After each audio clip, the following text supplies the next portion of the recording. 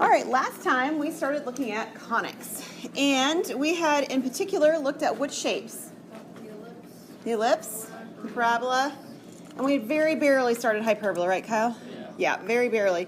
So we're going to pick up with the information we were looking at about hyperbolas. This is where I left off. You guys with me? Yes.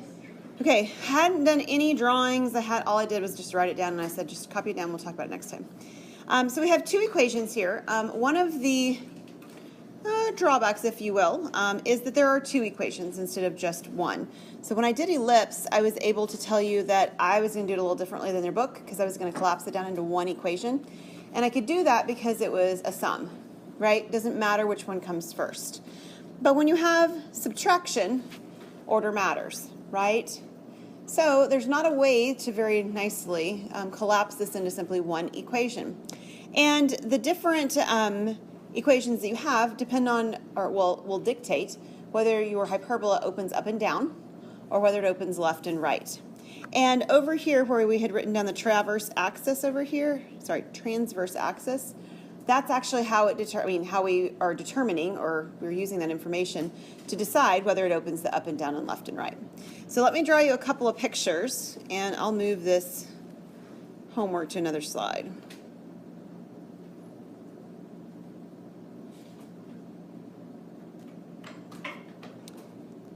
Okay, so we're going to change this back into a grid, make it a little bit easier to draw with. How about that one? And what I'm going to do is I'm going to draw a couple of dotted lines because these don't have to, of course, be centered around our axes. They could be centered, anywhere. So if I have, that was terrible. Both of those were terrible. That's better. Let's just be here. All right, so your transverse axis is either going to be horizontal or vertical. So if your transverse axis is horizontal, is that the first one I listed? It is. Then your parabola is going to your hyperbola is going to open left and right. So this would be a horizontal transverse axis.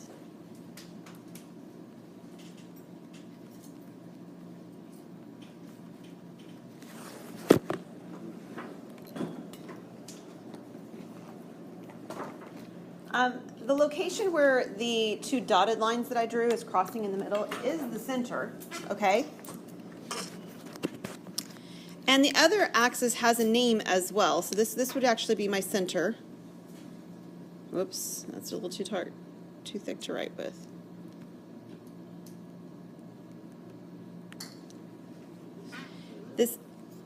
What's that, Ethan? I smell vanilla, and I think it's coming from the wood. Oh, really? Could be. This is actually called the conjugate axis.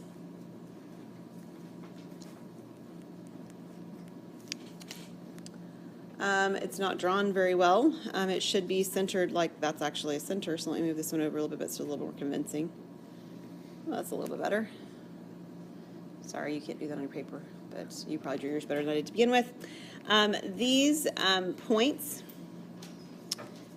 where they are the closest to the center, those are your vertices.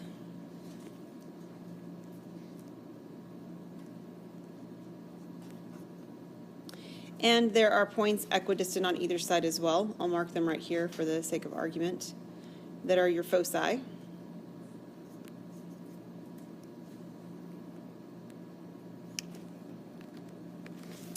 And I'd like to draw the picture again vertically before I draw axes or the asymptotes in, okay? These are not just two parabolas. That's not what they are, sort of stuck together in the same image. That's not what it is, all right? They actually have a very nice asymptotic feature to them that parabolas don't have. So, but my picture's too jumbled up at this point where I've identified everything to draw it in very well. So let me actually draw with the other one where I have the transverse axis that is vertical. So there's my transverse axis. This one would be my conjugate axis. And then just so that I can draw them in, this one we'll say is one of our asymptotes, and here would be the other asymptote. So it's actually the case that your hyperbola is trapped between two asymptotes. So I drew it, sorry, I told you I was going to draw it up and down, didn't I? I'll try again.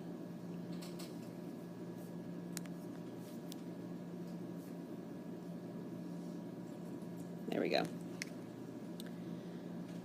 So on this one, that's my transverse axis.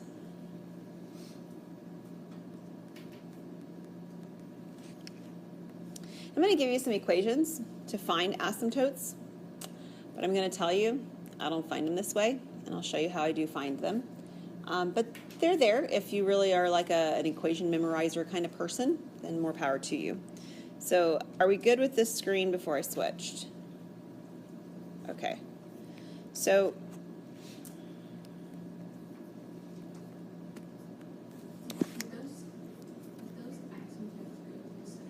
they do. Yeah, and that's actually going to be really important with what I show you in a minute. It's both present in the equations I'm about to show you, and it's present in the way that I actually go about finding the asymptotes myself. So I'm pretty sure I've probably told you guys before that I am a very visual person, so to me the graphs make things a lot easier to talk about identifying equations and things than formulas. So you can do whichever is best for you. So this is theorem 10.6, and it's about asymptotes.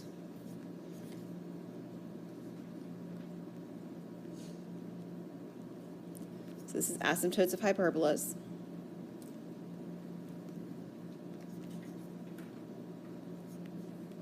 So for a horizontal transverse axis, we're going to have a couple of equations here.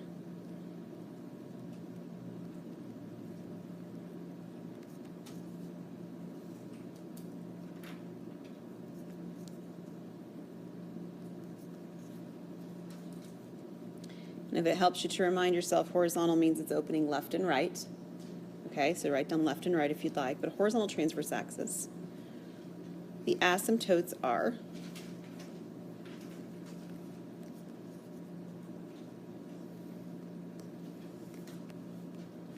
y equals k plus b over a times x minus h, and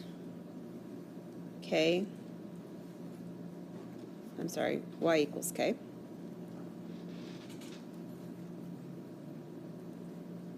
minus b over a times x minus h. You remember a and b were the values that were underneath each of the fractions in the equation of the hyperbola. That's where those are from. hk is your center. All right, so clearly going through the center like Shana noticed. And then for a vertical transverse axis,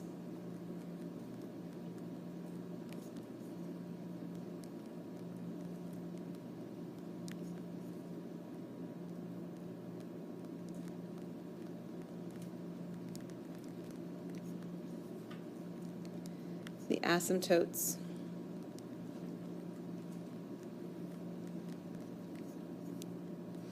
are y equals k plus a over b, as opposed to b over a, times x minus h, and y equals k minus a over b, times x minus h.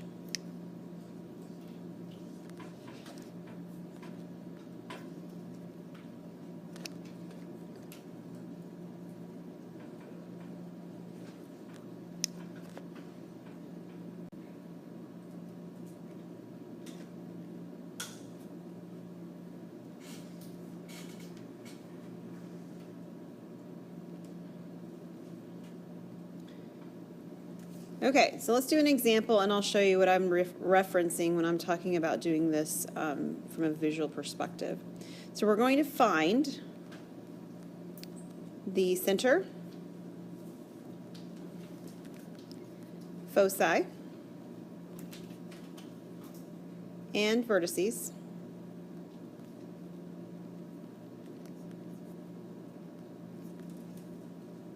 of the hyperbola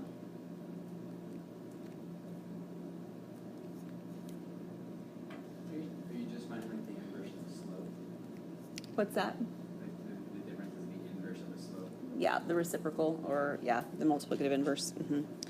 Got hyperbola, and sketch its graph.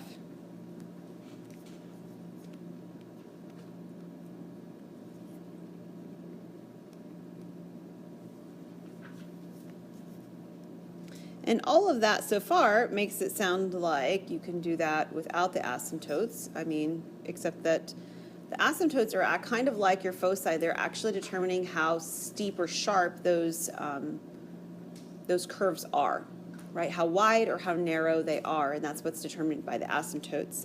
So this is supposed to be done using the asymptotes.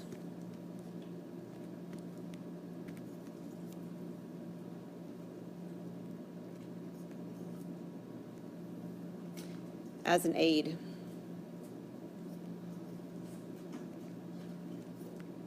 And the equation that we're going to work with on this third example is x minus 1 squared over 9 minus y squared over 4 equals 1.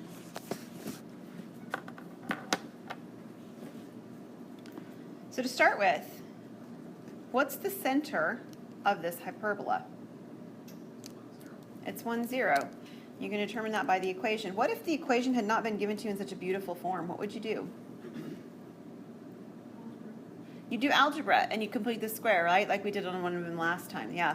So keep in mind that not all the equations are given to you in this form, but you can use some algebra to simplify them if you need to. So the center for this one, you're exactly right, is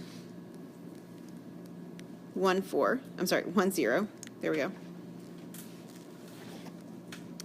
So how do we find the vertices? Well, we probably first need to decide if it's a horizontal or a vertical transverse axis. So we have x squared as our first term, right? So is this a horizontal or a vertical transverse axis? It's horizontal. So in my mind, I'm picturing something already that's opening like this, right? So if I'm finding my vertices, am I going to change my x values on my center, or am I going to change the y values on the center? The x values, right? Because the vertices are actually along the x length, right? The horizontal axis. So I'm changing my x vertices. And how much am I going to change them by? 3. 3. Why 3, Ethan? Because it's 3 squared plus 8. Very good. It's 3 squared underneath the x right here. So they are going to change by 3. So what are my vertices going to be? Negative 2, 0. And 4, 0. Excellent. Good job. And we've got enough that we can actually probably start looking a little bit at a graph on this one. So let's do that over here.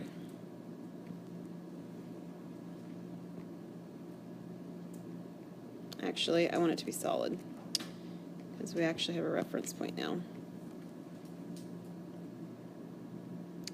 Okay, so we have our center at 1, 0.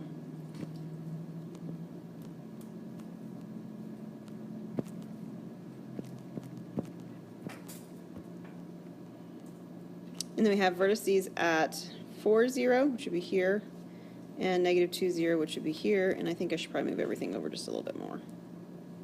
There we go. Okay, so far so good? What else am I supposed to find besides the vertices in the center? Yeah, the foci. So how do I find the foci? We wrote it last time, we didn't talk about it. Yeah, the c squared equation. So we need to know what c is, right? So c squared is a squared plus b squared, and a and b, or a squared and b squared, are the values in the denominator of each of the fractions that we're dealing with. So if I am going to do c squared, what would c squared be? Yeah, 9 plus 4 or 13, right? So what is c? Yeah, c is the square root of 13. We've already established the fact that we need to adjust along the horizontal axis, which is the x values, right? From the center. So what is your x value from the, or what is your x value? 1, right? So we need 1 plus or minus square root of 13, and then 0. Now, I mean, that's all well and good, not necessarily simple to plot, but let's get an approximation for it, okay?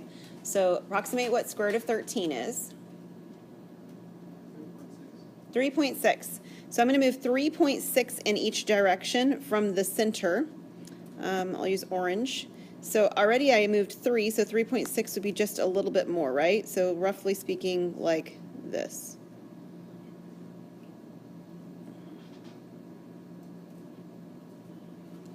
Something like that. Okay, a little bit on either side of my vertices. Now, the asymptotes, which is really what I wanted to get to. Because I think we got everything else, right? Asymptotes is the last thing here. We've identified all the pieces. We don't have it graphed yet because we're going to do it with the asymptotes. Do you have a question, Kyle? Did I skip something? Okay.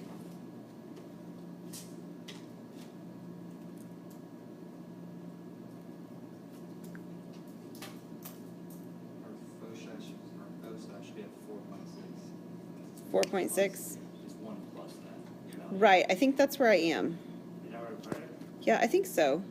See, 1, 2, 3, 4, and then that's 4.6. It's just a small grid. Okay.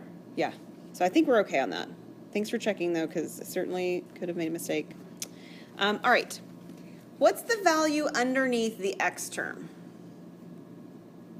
3 squared, right? So if we go 3 in each direction, I hit the vertices, right? Yeah. And I want to draw a box in here, and I'll show you why in a second, so just trust me for the moment. You don't have to draw a box. You can decide whether you want to draw a box later. But I'm going to draw a line at each of the vertice values. Okay, so there's my 2 lines. Those are my vertice values. They're very faint on your screen because I chose a very light color. That's okay. And then what are my y values? My value underneath my y squared. Yeah, it's 2 squared, or 4, right? 2. So I'm going to go up and down 2 as well. Ah, that was not a 2, but it was trying. Okay. Can you kind of see where they are? Okay. The reason I drew them in light is because they're really not, they're really not valuable, except in the sense that I'm going to take the corners where they're meeting, and diagonally, I can connect them, and those are my asymptotes. And that's, to me, why the visual for this is so much easier than calculating an equation. I don't really need an equation. All I really need is visually where are the asymptotes to be able to sketch the rest of the graph. So let me do, let me go back into black, and we'll try to connect them. So these are my asymptotes. And they actually tell me that I take those purple points that I plotted, and I'm getting close to the asymptotes on each side now.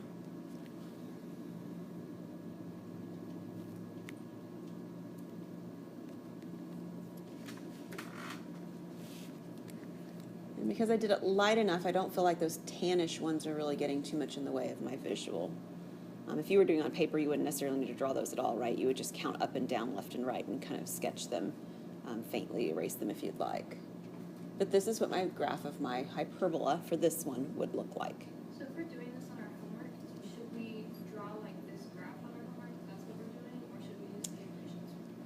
You can do it either way. It's totally up to you, whatever you feel comfortable with. You still need to sketch the asymptotes one way or another. You can sketch them from an equation standpoint, or you can sketch them from a visual standpoint. It doesn't matter. It doesn't actually ask us to find these particular equations. If it did, you might be more comfortable doing it from the equation standpoint. I still think I'd be more comfortable looking at this and taking 2 points on the line and creating it myself. Because if you got 2 points on a line, you guys know how to create an equation of a line, right? That's actual algebra stuff from back in the day. And you could do it from that perspective. But if you like the equations better, then more power to you. Okay? Any questions on this one? All right. Just as a reminder, this was the homework. I think you guys all wrote it down last time. So it's going to be due then on Wednesday, and WebAssign is actually up and running for this lesson already, so it should be out there too.